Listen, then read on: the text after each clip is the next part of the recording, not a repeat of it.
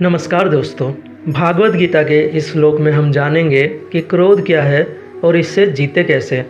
क्रोधात् भवति सम्मोह, सम्मोहात् स्मृति विभ्रम, स्मृति भ्रंशात् बुद्धिनाशो, बुद्धिनाशात् प्रणश्यति।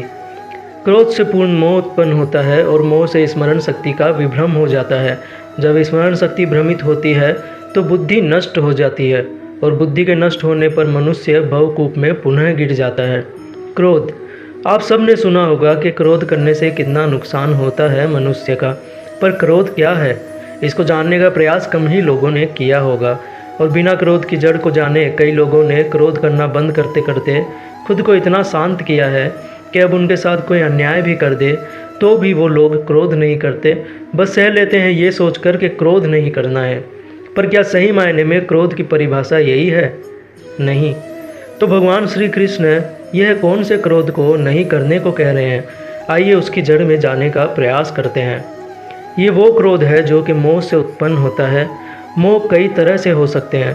किसी को पैसे से मोह है तो किसी को नाम कमाने से, किसी को चीज़ों का मोह है तो किसी को किसी व्यक्ति का। वो हर एक वस्तु जिसे हम पाने के लिए ये सोच लेते हैं कि इस वस्तु के मिल जाने के बाद मैं खुश रहूँगा, वो हर वस्तु मोह के वजह से है।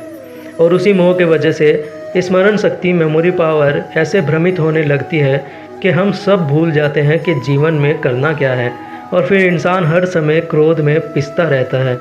ऐसा क्रोध कि वो सिर्फ उन्हीं पर कर पाता है जो कि उनसे जुड़े हो, यानी कि परिवार के लोग एक दूसरे पर, पिता पुत्र पर, पुत्र पिता पर, पति पत्नी से, पत्नी पति से, और न जाने ऐसे कई उदाहरण हैं। इंसान हमेशा अपने मोह, अपनी तृष्णाओं के पूरा न हो पाने के वजह से किसी न किसी अपने पर क्रोध करता रहता है। उसकी बुद्धि इतनी नष्ट हो जाती है कि कुछ लोग तो जीवन भर सिर्फ एक चीज़ करते ही चले जाते हैं, वो है व्यर्थ का जीवन जीना और दूसरों को सिर्फ और सिर्फ तकलीफ़ देना।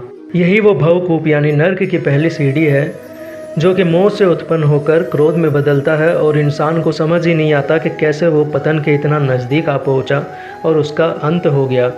यहाँ तक था कि कौन सा क्रोध नहीं करना चाहिए। अब जानते हैं कि क्रोध कब करना चाहिए। क्रोध करना चाहिए किसी को संकट से बचाने के लिए, या फिर खुद पर हो रहे हिंसा को रोकने के लिए। अपने मोह को पूरा करने के लिए किया गया क्रोध हमेशा दुख ही देगा, आपको भी और आपके अपनों को भी।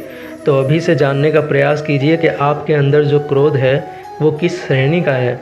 अगर आपको ये लगे कि आपके अंदर का क्रोध सिर्फ आपके मोह की वजह से है तो उसे तुरंत छोड़ने का प्रयास कीजिए और जीवन में अपनों के साथ खुशी से रहिए और उन्हें भी खुश रहने दीजिए। अगर मोह करना है तो हर उन अपने को खुश रखने का मोह कीजिए जो आपसे जुड़े हैं। आपके वजह से किसी के चेहरे पर मुस्कान आए, इसका मोह कीजिए। किसी तकलीफ़ में आए हुए को मदद करके तकलीफ़ खत्म करने का मोह कीजिए। इस मोह में आपको परम शांति मिलेगी। जय श्री कृष्ण। तो दोस्तों, आशा करता हूँ मेरे समझाने का प्रयास आपको अच्छा लगा हो। अच्छा लगे तो वीडियो को लाइक कीजिएगा, चैनल को सब्सक्राइब करके बेल आइकन प्रेस कीजिएगा। मेरी कामना है कि आप सबको कामयाबी मिले जिसके लिए आप संघर्ष कर रहे हैं। मिलते हैं अगले वीडियो में। जय हिंद, जय माँ भारती।